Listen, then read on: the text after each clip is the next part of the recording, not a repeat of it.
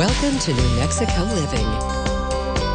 Historical significance today marks a major milestone for New Mexico. We're speaking with a historian on what it is and how it helped shape the America we know today.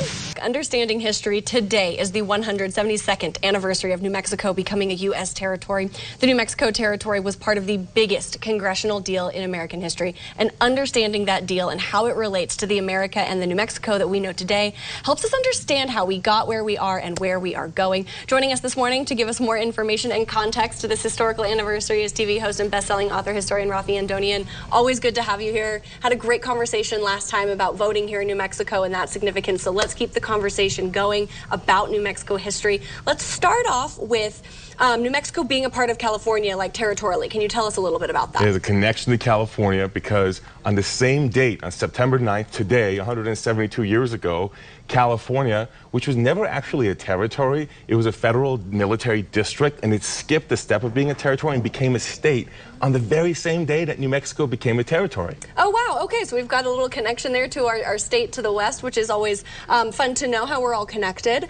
So this is, you said this is your big answer right here, so I want to make sure I read the question right. But why is the day that New Mexico became a territory so important for our national history as a whole? Well, as you mentioned earlier, right, New Mexico is part of the biggest congressional deal in American history, right? And that congressional deal is known as the Compromise of 1850. You can look it up. There's tons of books on it, tons of material. And that compromise balanced the anti-slavery and the pro-slavery factions within the U.S. and has 5 main components, and New Mexico plays a big role in this. So let's run through it real quick. Absolutely. So first, you have California became a state. We just talked about that. That's connection. Particularly, it became a state as a free state, meaning that slavery was not allowed in California. That was part of the deal. Okay. Number 2, ending slave trade in Washington, D.C. They didn't want to have that any more visible in the nation's capital, right? Sure.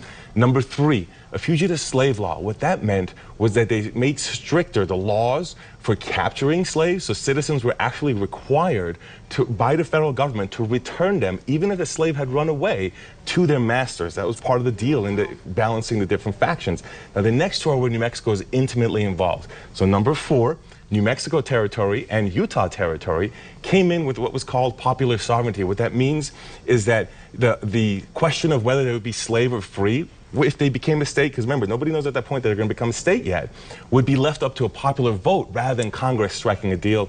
And finally, number 5, this is my favorite. I think you're from Texas, right? I am, so yes. This relates to Texas, the Texas border dispute. So Texas claimed their border to be all the way to the Rio Grande on the west, so they included Santa Fe. They tried to capture Santa Fe once before.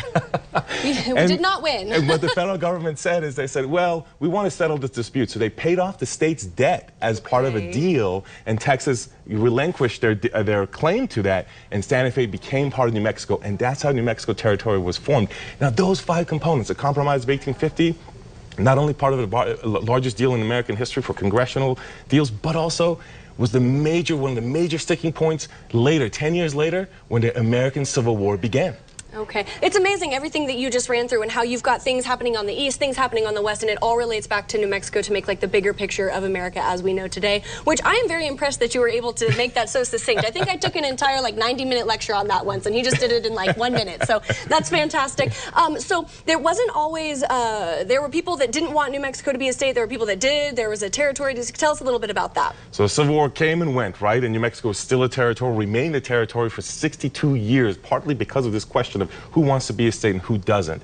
And there are kind of 2 main groups. One is the native-born New Mexicans who did want to become a state, and the other was the Anglo settlers who were coming in, migrating west from the East Coast.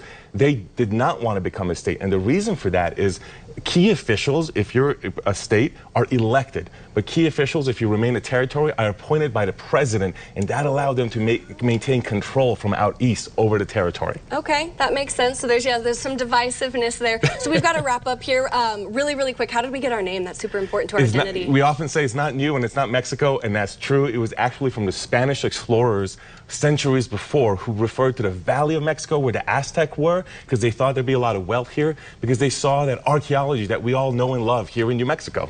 Beautiful. Raffi, thank you so much for being here. Thank you for that. We really appreciate it. A wealth of knowledge. We cannot wait to have you back for another great conversation about New Mexico. Thank you for your time today. Thank you. Appreciate it. If you want a full recap of everything we just talked about, you can head on over to our website, nmliving.com. Stay with us. We'll be right back.